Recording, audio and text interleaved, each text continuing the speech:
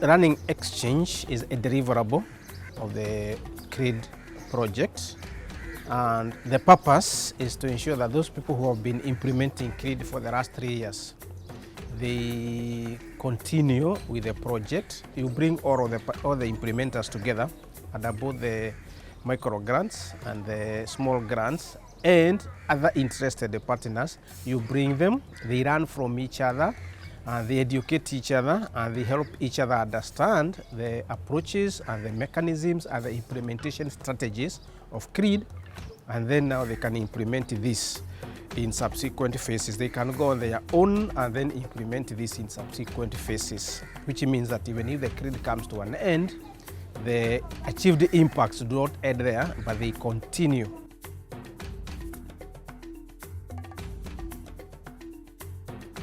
One of the main points of CRiD is that beside of dialogue and beside of having a peace environment, has brought to us a new vision.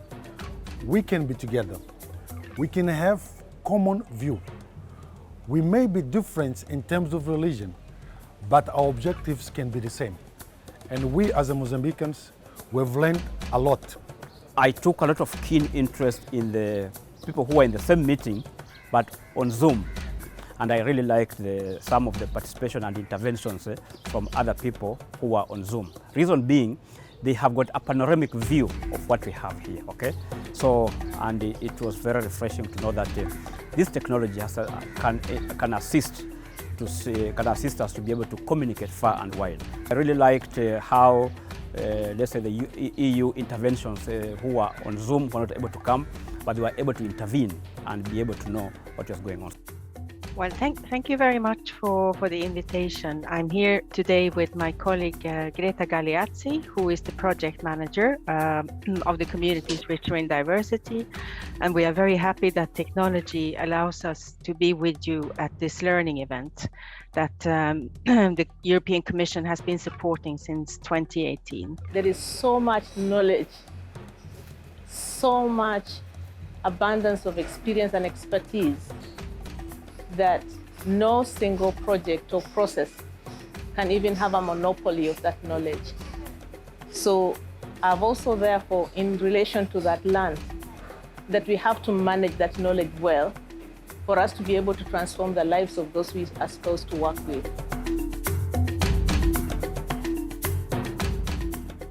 I learned from Uganda, like for example, they have youth sports. They have a group of people who are cultivating, and they have circles. For us, we don't have these activities. So I've learned that we can not only emphasize or focus on peace building, but we'll also make something like circles. Every country has brought its own idea of solving their issues.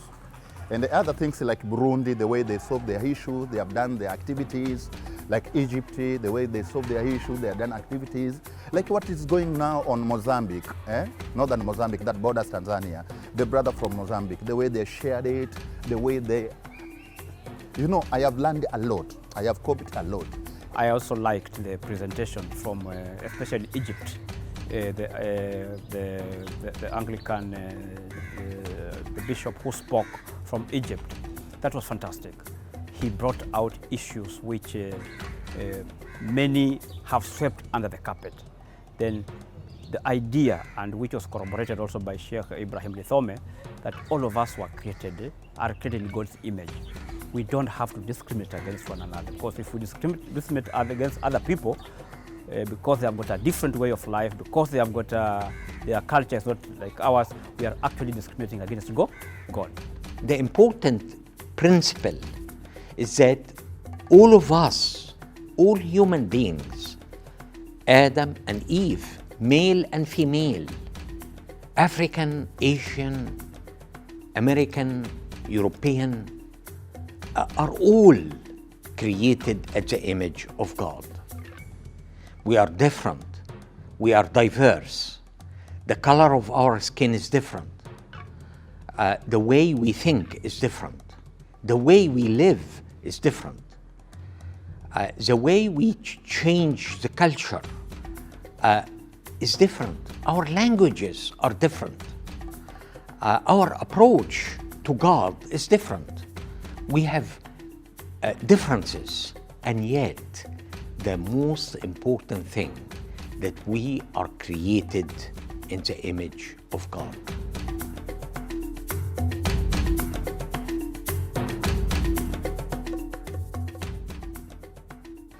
If you look with what is happening in Mozambique today, especially in the northern side, we have insurgency, where we don't have peace, we don't have harmony, we don't have dialogue.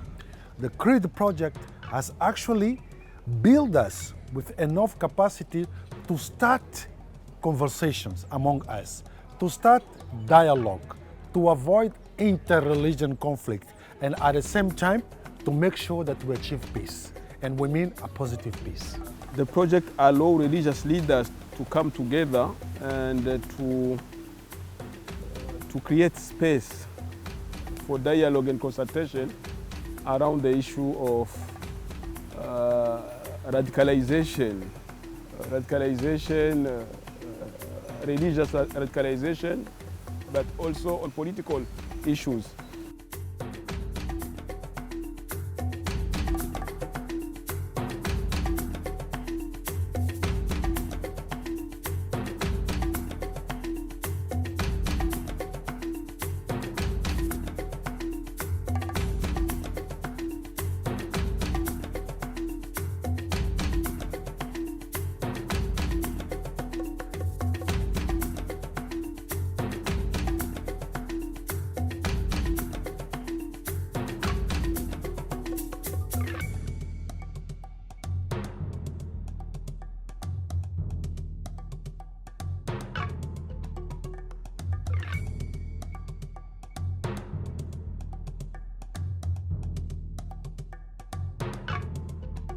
I have strongly believed in diversity, and the various presentations of the various countries have awakened my interest, revived my knowledge, and has given me an opportunity to be ready to go back home and do more exploit for the Lord. But one of the greatest things I enjoyed was the field trip that we had yesterday in the Rabai sub-county, wherein we had an opportunity to interact with the Rabai community, went to their court, I went to the Kaya. I was always thinking that African traditional religion and the practice has always been in my country. But having come to Nairobi, to Kenya, and went to that sub-county, and I saw those things, I was able to see myself being a real African and believe in what Africans do. So I've been very much excited. I'm a child-centered teacher and I love hands-on. So yesterday was so perfect for me, going down and practically taking part in a traditional court. I'm looking at this as something I can replicate back home. I'll take the women through it and have a buy-in and see how we do it. Cultural leaders are not perceived so well in some of the places, especially when they have their shrines there and all that. Everyone, because they don't have enough information about what happens there, they look at it as witchcraft. In this learning, we managed to visit a Kaya cultural institution in which we saw how they run a court, how they do their spirituality in a shrine. That was, to me, a very new thing, and it's been really grateful, just the exposure to cultural institutions. So at this point, in issues of cultural dialogue, I think that I've got a very better perspective into issues of how cultural institutions operate, how cultural leaders think and do their things. So it has enhanced my understanding about cultural institutions and basically cultural interlock. In Guinea, as I used to say, alhamdulillah, we don't have issues between religions, but we do have intergenerational issues, like youngster and older people not going along. From yesterday, what I saw in the Rabai community, them using example of learning session to try and bring the elders and the youngster together. That would be wonderful to be used in Guinea, inshallah.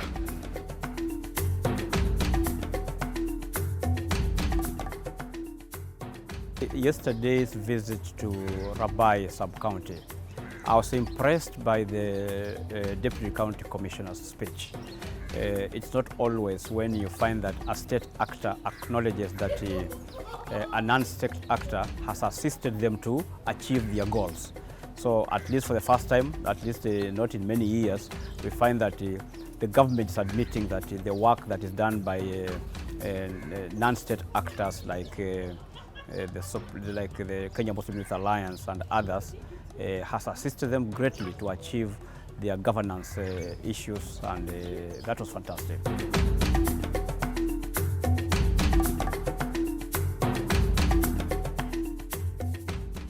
The level at which we started with some of the participants and the level at which we are today clearly demonstrates growth, both in terms of knowledge, experience, expertise, but also in their own individual achievements.